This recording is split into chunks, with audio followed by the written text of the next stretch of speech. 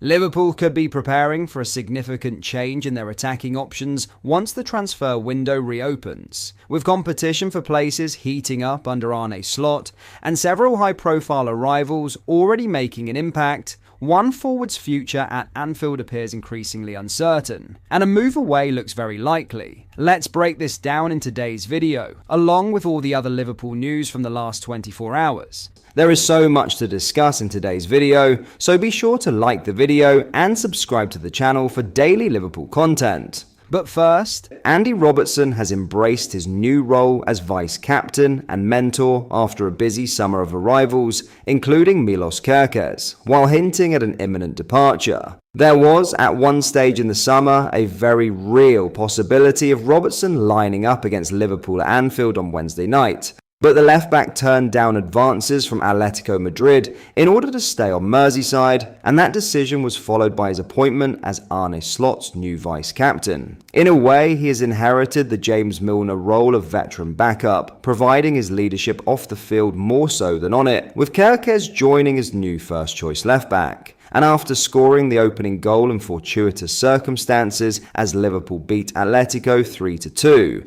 Robertson explained his outlook on the job and pointed out that his contract will expire in 2026. It's part and parcel of football. When you're at a club like Liverpool, you expect to be challenged every season. He told TNT Sports of Kerkez taking his place. This one's been a bit different in terms of we've brought somebody in who's probably going to start, so that was a bit different for me. It was a bit of a difficult summer, but once I made my mind up, I committed to it. Obviously, I've only got a year left, and I love playing with this club. I love playing out there with the lads. I can help the lads as well. Getting the vice-captaincy this season has given me added responsibility as well, so I've just kind of thrived on that. Once the games get going and there's more games, I believe I'll play enough football. I'm taking positives and I'm looking forward to the season ahead. There is a sense there that Robertson may be at peace with his situation, prepared to impart his wisdom in a season of significant change before leaving on a free transfer in the summer. While that is not yet guaranteed, and Liverpool could still seek to tie him down to extended terms, if that is the case, the Scotland captain is confident the club have set themselves up for long-term success with a new generation. So many players came in, but they're all young as well, he said of the transfer window just gone. So you do have to help them, you do have to make sure they're settled in, make sure they don't get caught up in too much. It's a completely different club to play for. It's one of the best clubs in the world, but it's one of the most demanding, one of the biggest clubs. That comes with a responsibility, it comes with pressure as well. We've all thrived on it for years, and these lads will thrive on it as well.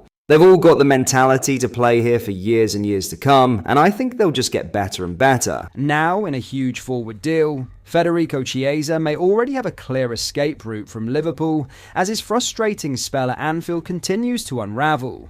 The 27-year-old winger has slipped far down Arne Slot's pecking order following the high-profile arrivals of Hugo Ekitike and Alexander Isak. Left out of Liverpool's Champions League squad and restricted to brief cameos in the Premier League, Chiesa's opportunities have been reduced to scraps. His only real highlight came on the opening day of the season, when he came off the bench to score a crucial late goal in a 4-2 win over Bournemouth. Since then, however, he's been limited to just 3 substitute appearances, a stark decline for a player once heralded as one of Europe's brightest attacking talents. Former Everton CEO Keith Wince, who now works as a consultant to elite clubs, believes there may still be a solution for Chiesa before the Saudi Pro League transfer window closes on the 23rd of September. Weiner suggested that a move to the Middle East could allow the Italian to cut short his Liverpool struggles immediately, hinting that something behind the scenes has prevented his Anfield career from ever taking off.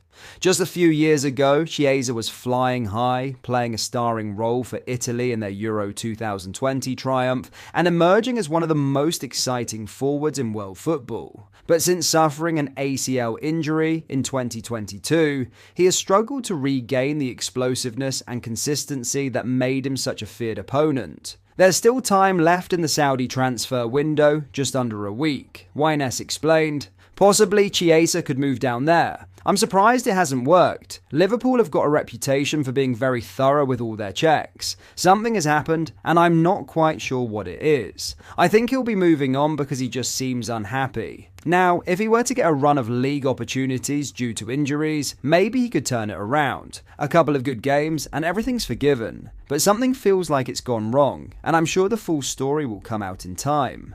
In other news, boss Arne Slot lauded Liverpool's mentality after Virgil van Dijk's stoppage time header clinched a 3-2 Champions League win against Atletico Madrid at Anfield. The Premier League champions let slip a 2-goal lead after efforts from Andy Robertson, and Mo Salah were cancelled out by Marcos Llorente's double before Van Dijk headed home in the second minute of added time. Slot told TNT Sports, "If you want to beat a team like Atletico, which is known and has an unbelievable mentality, you have to beat them with their own weapon as well, and that is mentality. I think that's what we showed again today, that we can beat them also by mentality. But I think we should have made it easier for ourselves." Slot handed British record £125 million signing Alexander Isak his first Liverpool appearance by including him in his starting lineup, and was delighted with the Swede's contribution.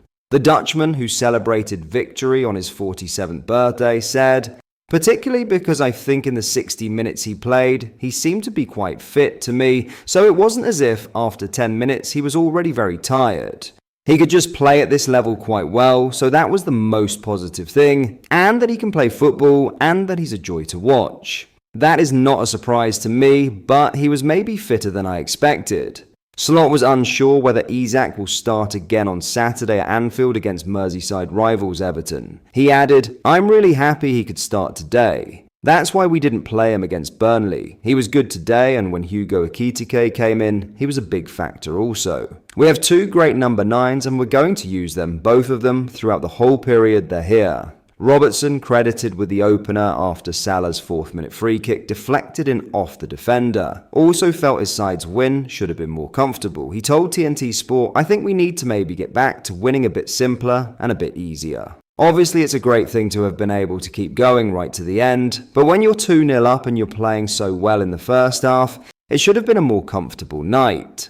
On Isak's long-awaited debut, Robertson added, "I thought he was excellent. He's not really had a pre-season, not had a lot of games since last season, but I thought, especially the first half, he was excellent.